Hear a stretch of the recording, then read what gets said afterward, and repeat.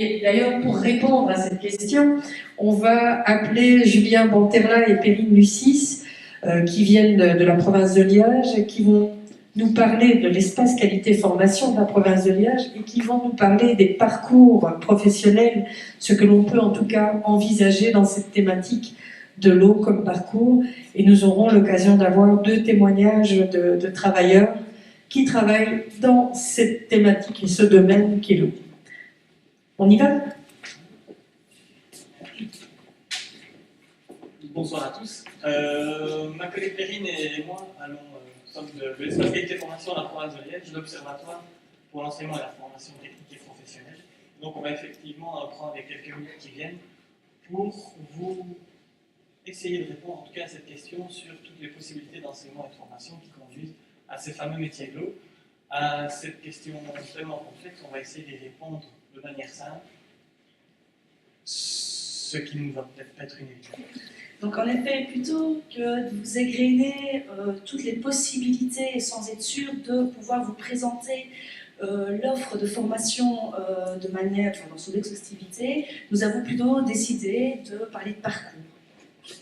Oui, la notion de parcours qui paraît peut-être pas évidente comme ça, mais qui est une notion extrêmement importante, surtout dans le monde dans lequel on vit aujourd'hui, où ce qui caractérise chaque individu aujourd'hui, c'est son parcours de vie, ce sont ses étapes plus que n'importe quoi d'autre. Et c'est la raison pour laquelle on va orienter cette présentation-là sur cette notion-là, qui m'est chère à moi particulièrement, mais à bien d'autres aussi qui peuvent en parler bien avec moi, comme pourrait le faire par exemple Didier Vranken de l'Université de Liège, qui a fait pas mal de travaux très intéressants sur le sujet. Et donc pour vous présenter ces parcours de formation, on a décidé de partir de cette représentation du système d'enseignement et de formation, qui est une vision simplifiée, même très simplifiée de ce système. Mais notre objectif est d'adresser un message le plus clair possible à l'ensemble des citoyens qui seraient désireux de développer un parcours professionnel dans le secteur qui nous intéresse aujourd'hui, le secteur de l'eau.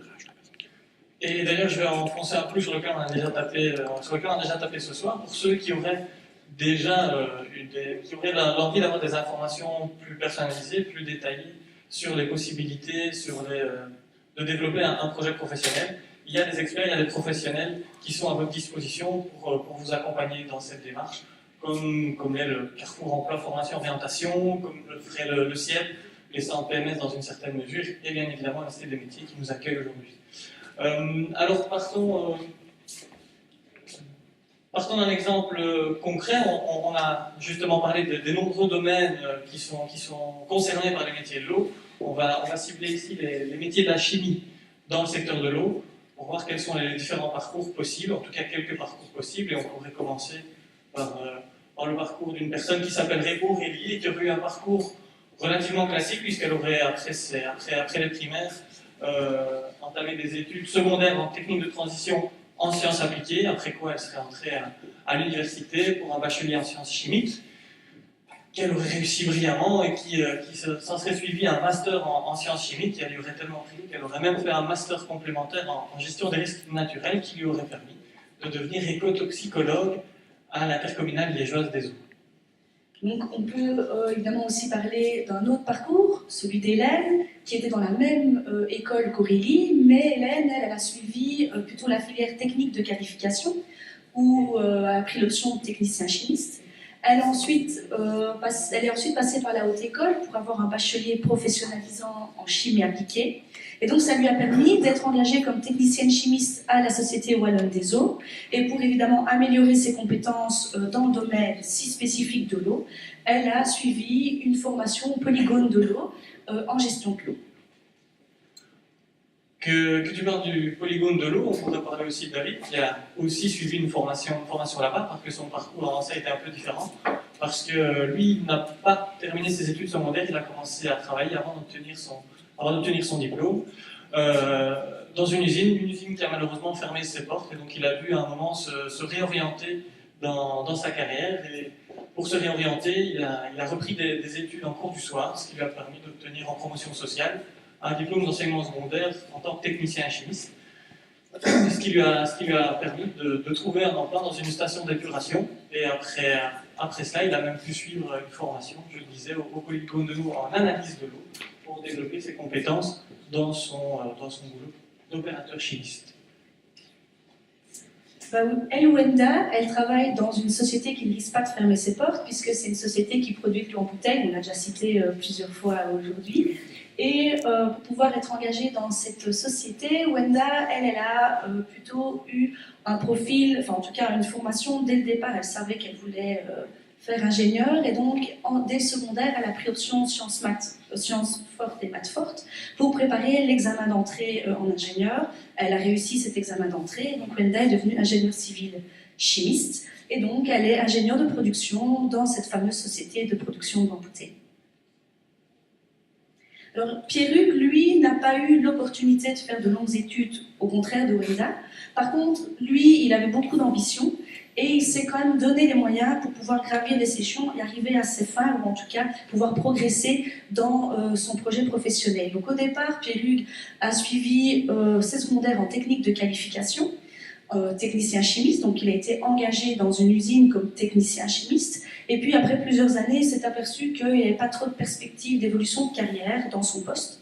Et donc, il a décidé de reprendre des études en cours du soir, en promotion sociale supérieure, et il a suivi un bachelier en chimie de l'environnement. Il a été engagé grâce à ce diplôme dans une station de potabilisation. Et après quelques années, il a eu l'opportunité de pouvoir accéder à un poste d'agent de qualité. Et pour ça, il a suivi une formation de gestion qualité pour atteindre ce poste.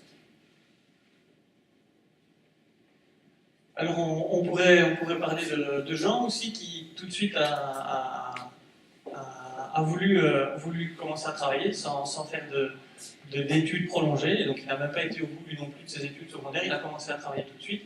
Et puis après quelques années, il a décidé de suivre au Forum une formation de technicien de laboratoire qui lui a permis lui aussi d'entrer dans une station d'épuration en tant que technicien.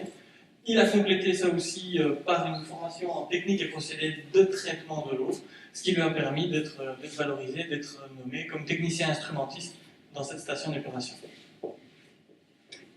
Je pourrais encore vous parler de Léna, qui a eu un parcours un peu plus chaotique. Elle a commencé plus classiquement par contre, puisqu'elle a entamé des études secondaires générales en sciences économiques. Elle a même fait de l'immersion néerlandais, ce qui lui a permis de commencer sa carrière professionnelle dans des boulots assez administratifs. Elle s'est vite rendue compte que ça ne lui plaisait pas beaucoup, donc elle aussi elle a eu envie de changer, donc elle a eu le courage à ce moment-là de reprendre encore des études en cours du soir, et donc là aussi en promotion sociale, d'obtenir un bachelier en biotechnologie. Grâce à ça, elle a travaillé dans l'industrie pharmaceutique quelques années, puis elle s'est rendue compte que ça ne lui convenait pas tout à fait, c'était encore tout à fait ça qu'elle voulait, donc elle a encore complété ça par un master en gestion des ressources aquatiques, et ce qui lui permet aujourd'hui de travailler comme fonctionnaire de la police environnementale et de s'occuper du contrôle des eaux, là où la connaissance du néerlandais lui est justement bien utile pour traiter avec ses différents interlocuteurs. Si Léna était plutôt indécis, Youssef, lui, il était très déterminé dès le départ, il savait ce qu'il voulait faire. Lui, son truc, c'était les sciences, et il voulait acquérir une formation de haute qualité, et donc du coup, dès le début, il n'avait pas peur non plus de faire des études. Donc il s'est lancé, il a fait de nouveau maths, sciences fortes comme Wenda, pour pouvoir évidemment avoir un bagage pour s'inscrire en bachelier en sciences chimiques à l'université.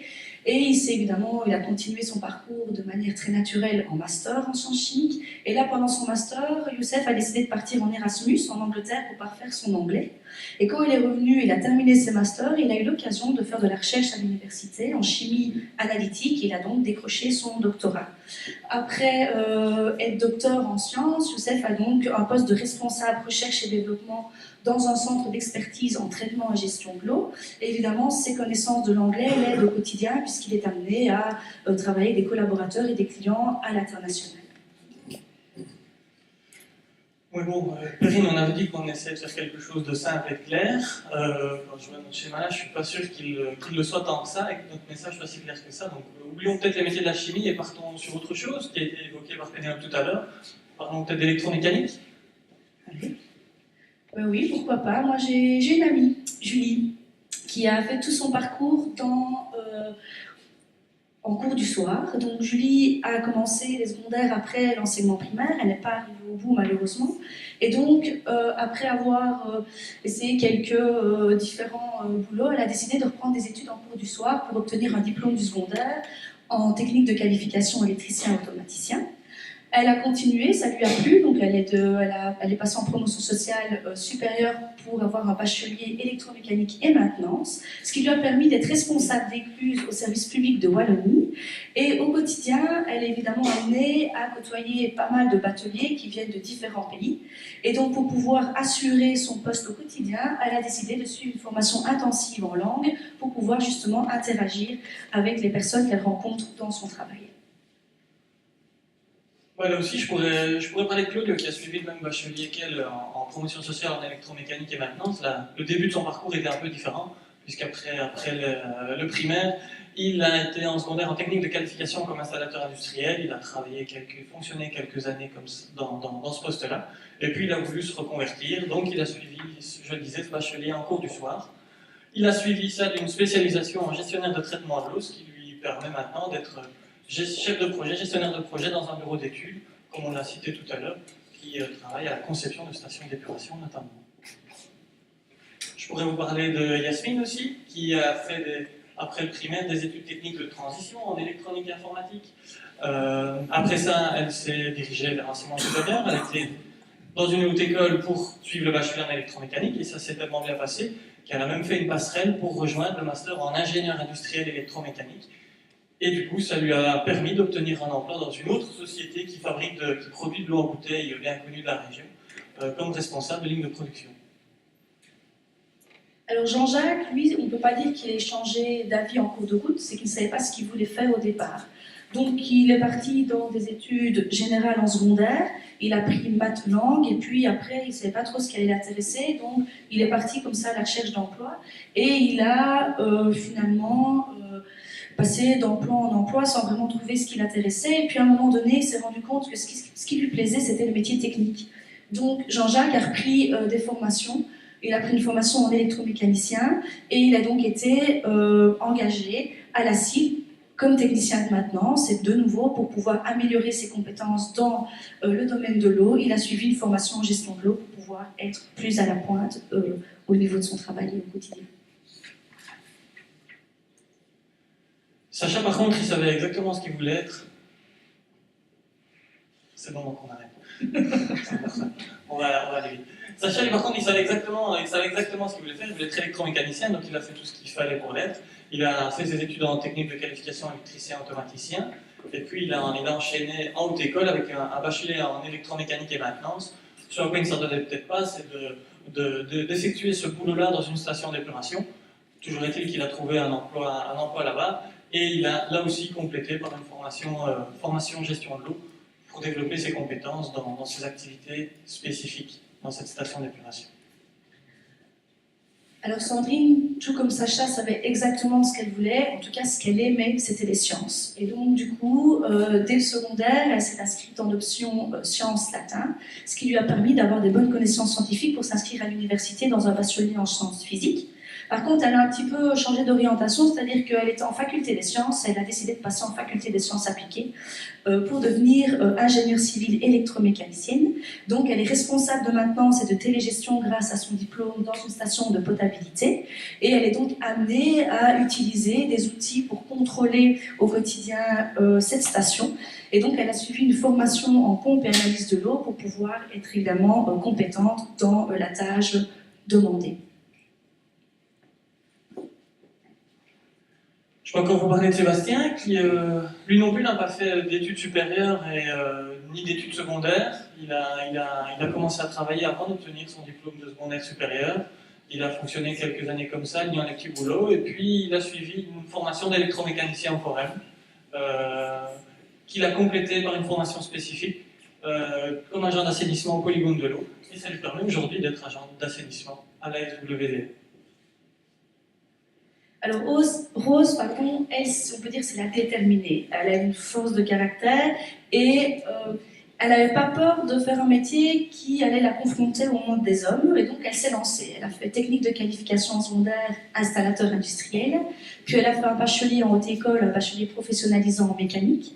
Elle s'est ensuite spécialisée en gestion et traitement de l'eau. Elle est devenue directrice technique chez un fabricant d'installations sanitaires, et donc finalement elle dirige quasi que des hommes, mais c'est pas grave, elle s'en sort bien.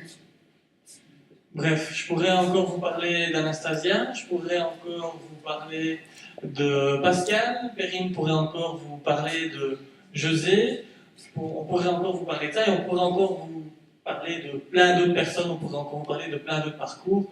Je pense que vous l'avez compris, ce qu'on a voulu vous montrer ici en quelques minutes, ce qu'on a voulu peut-être même vous démontrer par l'absurde, c'est que dans le monde dans lequel on vit aujourd'hui, qui est en perpétuel mouvement, qui est en perpétuel changement, où plus rien n'est jamais comme avant, tous les projets professionnels sont possibles, tout est possible. J'en profite d'ailleurs pour vous rappeler ce que je vous disais tout à l'heure. Si vous avez une idée de projet professionnel, de nouveaux projets professionnels que vous voudriez développer, ou ne fût-ce même qu'une envie, il y a des gens qui sont là pour vous aider là-dedans, pour vous aider à vous orienter, pour vous accompagner dans ce développement de projets professionnels. Comme je les ai cités tout à l'heure, tous ces acteurs, à commencer par la Cité des métiers. Et donc finalement, si on a une chose qu'on aimerait que vous ayez retenue de notre présentation aujourd'hui, c'est que le système d'enseignement et de formation peut paraître complexe, mais finalement il est très simple, puisque vous l'avez compris, tout y est possible.